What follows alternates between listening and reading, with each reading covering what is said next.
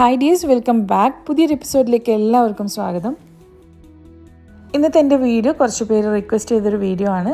ഞാൻ എൻ്റെ fridge organise ചെയ്യുന്ന രീതിയാണ് ഞാൻ ഇന്നത്തെ വീഡിയോയിൽ കാണിക്കാൻ പോകുന്നത്. അതുകൂടാതെ എനിക്ക് ഇഷ്ടപ്പെട്ട കുറച്ച് കണ്ടെയ്നേഴ്സ് ഉണ്ട് ഞാൻ ഫ്രിഡ്ജിൽ യൂസ് ചെയ്യുന്നത്. അതൊക്കെ ഇൻക്ലൂഡ് ചെയ്തിട്ടുള്ള ഒരു ചെറിയ വീഡിയോ. എൻ്റെ ചാനലിൽ നിങ്ങൾ ആദ്യമായിട്ടാണെങ്കിൽ ഒന്ന് സബ്സ്ക്രൈബ് ചെയ്തേക്കണേ. ഞാനിപ്പോൾ ആദ്യം എടുത്തിരിക്കുന്നത് തേങ്ങയാണ്. തേങ്ങ ഞാൻ ചിരവിയത് എങ്ങനെയാണ് സ്റ്റോർ ചെയ്യുന്നതെന്ന് കാണിക്കാം. ഈ ഒരു കണ്ടെയ്നറാണ് ഞാൻ തേങ്ങ ചിരവിയത് സ്റ്റോർ ചെയ്യാൻ വേണ്ടിയിട്ട് യൂസ് ചെയ്യുന്നത്. ഇതിന് 4 കമ്പാർട്ട്മെൻറ്റ്സ് ഉണ്ട്. മാത്രമല്ല വളരെ നേരിയൊരു കണ്ടെയ്നറാണ്. ഈ ഒരു കണ്ടെയ്നറിന് അധികം ഡെപ്ത് ഒന്നുമില്ല, അതായത് വിഡ്ത്ത് വളരെ നേരിയതായതുകൊണ്ട് തന്നെ നമുക്ക് ഈ 4 കമ്പാർട്ട്മെൻറ്റ്സിൽ തേങ്ങ സ്റ്റോർ ചെയ്ത് കഴിഞ്ഞാൽ ഫ്രോസൺ ആയി കഴിഞ്ഞാലും ജസ്റ്റ് ഒന്ന് ബെൻഡ് ചെയ്ത് കഴിഞ്ഞാൽ നമുക്ക് എളുപ്പത്തിൽ എടുക്കാൻ പറ്റും. അപ്പോൾ ഓരോ തവണ ഉള്ള ആവശ്യത്തിന് ഓരോ കമ്പാർട്ട്മെൻറ്റ്സിലുള്ള തേങ്ങ എടുത്താൽ മതിയാവും. അടുത്തതായി ഞാൻ കുനാഫ ഡോ സ്റ്റോർ ചെയ്യുന്ന രീതി കാണിക്കാം. നമ്മളെപ്പോഴും കുനാഫ ഡോ വാങ്ങിക്കഴിഞ്ഞാൽ ബാലൻസ് കിടക്കും. അപ്പോൾ അത് ആ ഒരു പാക്കറ്റിൽ തന്നെ വെക്കുമ്പം വല്ലാതെ അങ്ങ് ഡ്രൈ ആവും. അപ്പോൾ അതുകൊണ്ട് തന്നെ അത് സെപ്പറേറ്റ് ഒരു കണ്ടെയ്നറിലേക്ക് മാറ്റാറാണ് പതിവ്. അപ്പോൾ അതിന് വേണ്ടി ഇങ്ങനെ നീളത്തിലുള്ള കുറച്ച് ഡെപ്തുള്ളൊരു കണ്ടെയ്നർ എടുത്തിട്ട് അതിലേക്ക് സ്റ്റോർ ചെയ്ത് വെക്കാറാണ് പതിവ്.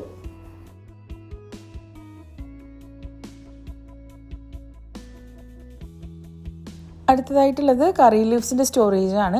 അതിനുവേണ്ടി ഞാൻ കുറച്ച് ഡെപ്തും ലെങ്ത്തും ഉള്ള ഒരു കണ്ടെയ്നറാണ് എടുത്തിരിക്കുന്നത്. അപ്പം ഒന്നുകിൽ തണ്ടോടുകൂടി നമുക്കിതിലേക്ക് സ്റ്റോർ ചെയ്ത് കൊടുക്കാം. കറി ലീവ്സ് പെട്ടെന്ന് കേടാവാതിരിക്കാനും അതുപോലെ പെട്ടെന്ന് ഡ്രൈ ആവാതിരിക്കാനും വേണ്ടിയിട്ട് ഞാൻ യൂസ് ചെയ്യുന്ന ഒരു മെത്തേഡ് ഞാൻ കാണിക്കാം.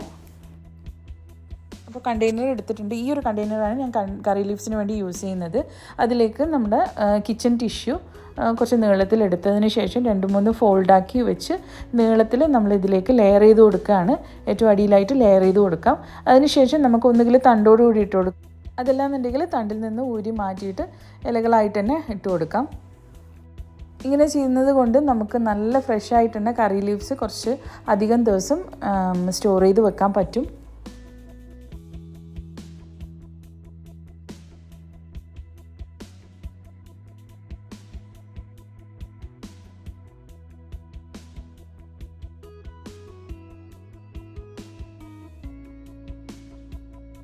അടുത്തത് പച്ചമുളക് അഥവാ ഗ്രീൻ ചില്ലീസിൻ്റെ സ്റ്റോറേജാണ്. അതിനുവേണ്ടി ഞാൻ കുറച്ച് ലെങ്തി ആയിട്ടുള്ള ഒരു കണ്ടെയ്നർ തന്നെയാണ് എടുത്തിരിക്കുന്നത്. ഈ കണ്ടെയ്നറിനെല്ലാം തന്നെ നമുക്കൊരു ഫ്രണ്ടിലേക്കൊരു ഹാൻഡിൽ വരുന്നുണ്ട്. അപ്പോൾ ഫ്രിഡ്ജിൻ്റെ ചെറിയ ഗ്യാപ്പിലായാലും വെച്ച് കഴിഞ്ഞാൽ എടുക്കാനും തിരിച്ചു വെക്കാനൊക്കെ നമുക്ക് ഈസിയാണ്. പച്ചമുളകിൻ്റെ മുകളിലത്തെ ആ ഒരു തണ്ട് എടുത്ത് മാറ്റിയതിന് ശേഷമാണ് സ്റ്റോർ ചെയ്യേണ്ടത്. അങ്ങനെ ആകുമ്പോൾ നമുക്ക് ഒരുപാട് കാലം യൂസ് ചെയ്യാൻ പറ്റും. മാത്രമല്ല അതിപ്പം തണ്ടോടുകൂടി വെക്കുകയാണെങ്കിൽ പെട്ടെന്ന് കേടാവാനുള്ള ചാൻസ് ഉണ്ട്. ആ ഒരു തണ്ട് പെട്ടെന്ന് ചീഞ്ഞു പോകും. അപ്പോൾ വേഗം തന്നെ പച്ചമുളകെല്ലാം തന്നെ കേടാവാനുള്ള ചാൻസ് ഉണ്ട്. അപ്പോൾ തണ്ട് മാറ്റിയിട്ട് വേണം നമ്മൾ എപ്പോഴും പച്ചമുളക് സ്റ്റോർ ചെയ്യാൻ.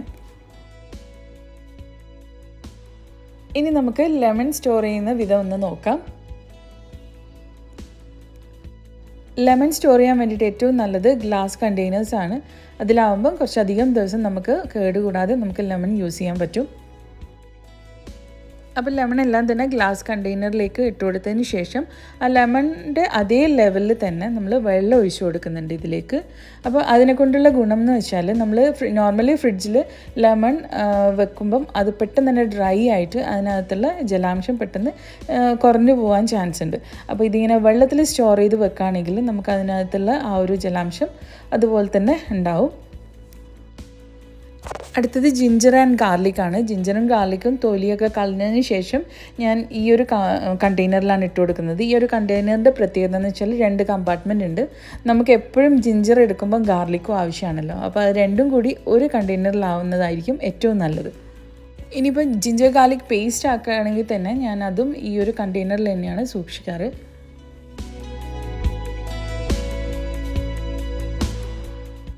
അടുത്തതായി കാണിക്കുന്നത് പുളിയാണ്. പുളിയും നമുക്ക് ഡെയിലി എന്ന പോലെ ആവശ്യമുള്ളൊരു ഐറ്റം ആണല്ലോ അല്ലേ.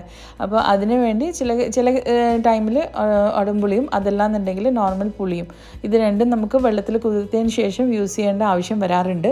അപ്പോൾ അതിന് വേണ്ടിയിട്ടും ഞാൻ എടുത്തിരിക്കുന്നത് ഒരു ഗ്ലാസ് കണ്ടെയ്നറാണ്. ഗ്ലാസ് കണ്ടെയ്നറും അതിൻ്റെ മുകളിലത്തെ ലിഡ് ഒരു വുഡൻ ലിഡാണ്. അപ്പം പുളിയൊക്കെ സ്റ്റോർ ചെയ്യുമ്പോൾ ഏറ്റവും നല്ലത് ഗ്ലാസ് കണ്ടെയ്നേഴ്സ് തന്നെയാണ്. അപ്പോൾ അതിലേക്ക് കുറച്ച് വെള്ളം ഒഴിച്ചിട്ട് സ്ഥിരം ഞാൻ അതുപോലെ ഫ്രിഡ്ജിൽ വെക്കാറാണ്. അതാകുമ്പോൾ നമുക്ക് കുക്ക് ചെയ്യുമ്പോൾ പെട്ടെന്ന് എടുത്തിട്ട് യൂസ് ചെയ്യാം. ഇതുപോലുള്ള വെജിറ്റബിൾസ് നമുക്ക് എങ്ങനെയാണ് സ്റ്റോർ ചെയ്യേണ്ടതെന്ന് നോക്കാം. അതിനുവേണ്ടി ഞാൻ സിപ്പ് ലോക്ക് പാക്കറ്റ്സാണ് എടുക്കാറ്. ഐക്കിയിൽ നിന്നാണ് എനിക്ക് ഈ ഒരു പാക്കറ്റ്സ് കിട്ടിയത്. അതിൻ്റെ 3 സൈസസ് അവൈലബിൾ ആണ് അവിടെ. വലിയ സൈസസ് 4-5 സൈസസ് അവൈലബിൾ ആണ്. അപ്പോൾ ഒരു പാക്കറ്റിൽ തന്നെ 2 സൈസസ് ഒക്കെ ആയിട്ടാണ് വരുന്നത്.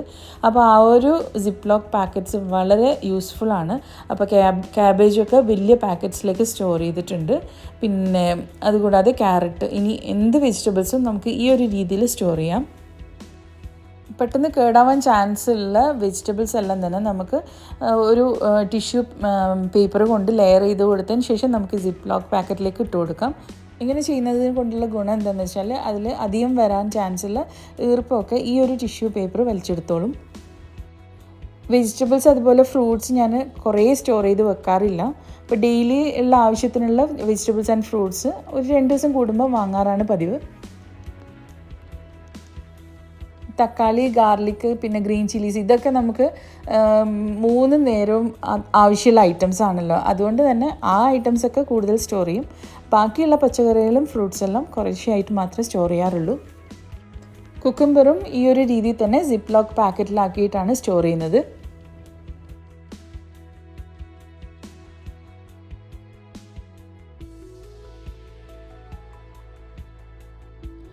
മുരിങ്ങ അഥവാ ഡ്രം സ്റ്റിക്സ് നമുക്ക് കിട്ടിക്കഴിഞ്ഞാൽ അതും കഴുകി അതിൻ്റെ മുകളിലുള്ള അതൊക്കെ ഒന്ന് ചുരണ്ടിയതിന് ശേഷം കട്ട് ചെയ്തിട്ട് ചെറിയ പാക്കറ്റ്സിലാക്കിയിട്ട് സ്റ്റോർ ചെയ്യാം.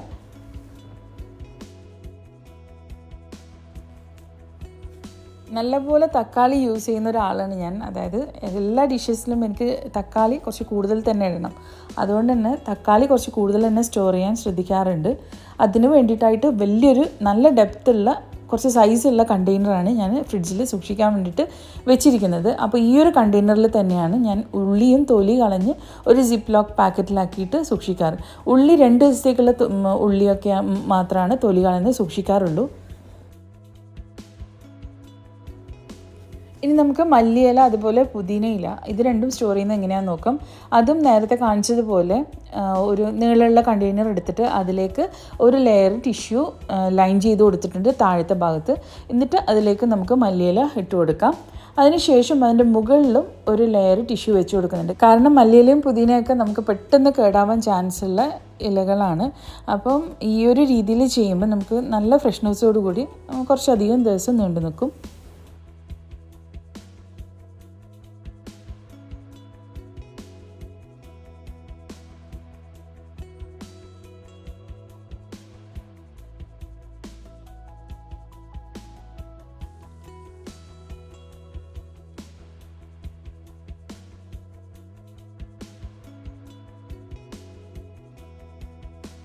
ഇനി നമുക്ക് ഫ്രിഡ്ജ് ഒന്ന് ക്ലീൻ ചെയ്തെടുക്കാം. അതിന് വേണ്ടി ഒരു മൈക്രോ ഫൈബറിൻ്റെ ക്ലോത്താണ് എടുത്തിരിക്കുന്നത്.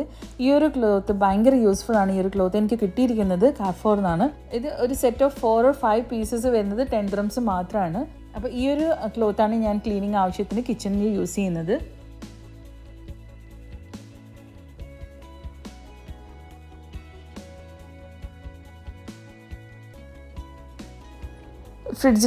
ഫ്രീസർ സെക്ഷനിൽ ഞാൻ വലിയൊരു കണ്ടെയ്നർ വെച്ച് കൊടുത്തിട്ടുണ്ട്. ഈ ഒരു കണ്ടെയ്നറിന് ലിഡൊന്നും വരുന്നില്ല.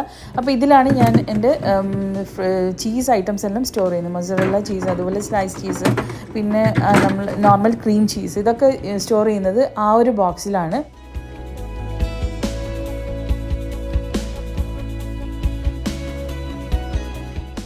ഫിഷും അതുപോലെ മീറ്റ് ഐറ്റംസും ഫ്രീസറിൽ തന്നെ ഈ താഴത്തെ സെക്ഷനിലാണ് ഞാൻ സ്റ്റോർ ചെയ്യുന്നത്. അതും ഓരോ സെപ്പറേറ്റ് കണ്ടെയ്നേഴ്സിലാക്കിയിട്ടാണ് സ്റ്റോർ ചെയ്യാറ്. അതുപോലെ തേങ്ങയും ഫ്രീസറിൽ തന്നെയാണ് സ്റ്റോർ ചെയ്യുന്നത്.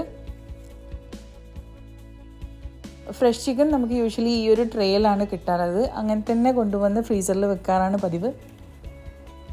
അതുപോലെ ഫ്രോസൺ ചിക്കൻ ടെൻഡർ ബ്രസ്റ്റൊക്കെ നമ്മൾ യൂസ് ചെയ്ത് കഴിഞ്ഞാൽ മാത്രമാണ് ഞാൻ സെപ്പറേറ്റ് കണ്ടെയ്നറിലാക്കി കൊടുക്കാറുള്ളൂ.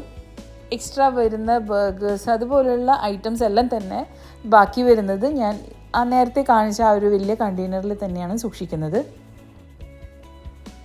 ഫ്രീസറിനുള്ള ഡോറിൻ്റെ സെക്ഷനിൽ ഞാൻ സ്പൈസസും ഇങ്ങനെയുള്ള പൗഡറുകളും എല്ലാം സൂക്ഷിക്കാറാണ് പതിവ്. കണ്ടെയ്നറിലാക്കി മാറ്റിയ കുനാഫ ഡോവും ഫ്രീസറിൻ്റെ സെക്ഷനിൽ തന്നെ വെച്ച് കൊടുക്കാം.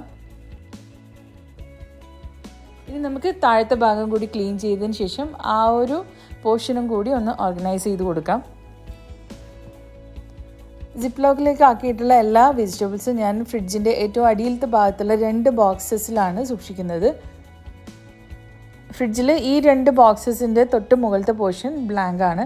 അവിടെയാണ് ഞാൻ യൂഷ്വലി ബാക്കി വരുന്ന ഇങ്ങനെ ഫുഡ് ഐറ്റംസ് അങ്ങനെയുള്ള ഐറ്റംസ് സ്റ്റോർ ചെയ്യാൻ വേണ്ടിയിട്ട് യൂസ് ചെയ്യാറ്. ഇങ്ങനൊരു ചെറിയ കണ്ടെയ്നർ ഫ്രിഡ്ജിൽ വെക്കുന്നത് എപ്പോഴും ഉപകാരപ്പെടും. നമുക്ക് ബാക്കി വരുന്ന വെജിറ്റബിൾസ് സ്റ്റോർ ചെയ്യാനാണ് ഈ ഒരു കണ്ടെയ്നർ.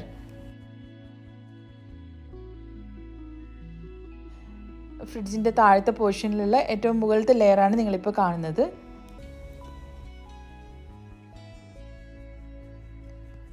കുക്കിങ്ങിന് ആവശ്യമായിട്ടുള്ള സോസസ് സൂക്ഷിക്കാൻ വേണ്ടിയിട്ട് ഈ ഒരു കണ്ടെയ്നർ വെച്ച് കൊടുത്തിട്ടുണ്ട്. അതിലാണ് ചില്ലി സോസ്, പിസ്സ സോസ്, അതുപോലെ ഷെസ്വാൻ സോസ് ഇങ്ങനെയുള്ള സോസസൊക്കെ വെച്ച് കൊടുത്തിരിക്കുന്നത്. അതുകൂടാതെ ഇങ്ങനൊരു 3 കമ്പാർട്ട്മെൻ്റ് ആയിട്ടുള്ള കണ്ടെയ്നർ വെച്ചിട്ടുണ്ട്. അതിലാണ് ഞാൻ നമ്മുടെ ഫുഡ് കളറ്, അതുപോലെ എസൻസ്, പിന്നെ ചിക്കൻ സ്റ്റോക്ക്, അതുകൂടാതെ ഡ്രൈ ഈസ്റ്റ് അങ്ങനെയുള്ള കുറേ ഐറ്റംസ് ഈ 3 കമ്പാർട്ട്മെൻറ്റ്സ് വരുന്ന കണ്ടെയ്നറിലാണ് വെച്ച് കൊടുത്തിട്ടുള്ളത്.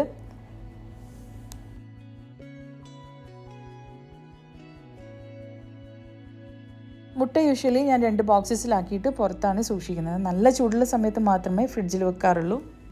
ഈ ഒരു പ്രോഡക്റ്റ് വെച്ചിട്ടാണ് ഞാൻ എൻ്റെ കണ്ടെയ്നേഴ്സിന് നെയിം ലേബിൾ ചെയ്ത് കൊടുത്തത്. ഇത് എൻ്റെ അവളുടെ ആവശ്യത്തിന് ആമസോണിൽ നിന്ന് വാങ്ങിച്ച പ്രോഡക്റ്റാണ് കേട്ടോ. ഈ ഒരു പ്രോഡക്റ്റ് നല്ല യൂസ്ഫുള്ളായിട്ട് തോന്നി. നമുക്കിങ്ങനെ ലേബിളിങ്ങിന് വളരെ യൂസ്ഫുള്ളാണ്. പ്രോഡക്റ്റ് ലിങ്ക് ഞാൻ വേണമെങ്കിൽ ഡിസ്ക്രിപ്ഷൻ ബോക്സിലേക്ക് ആഡ് ചെയ്ത് കൊടുക്കാം. നിങ്ങൾക്ക് ആവശ്യമാണെങ്കിൽ അത് യൂസ് ചെയ്യാം.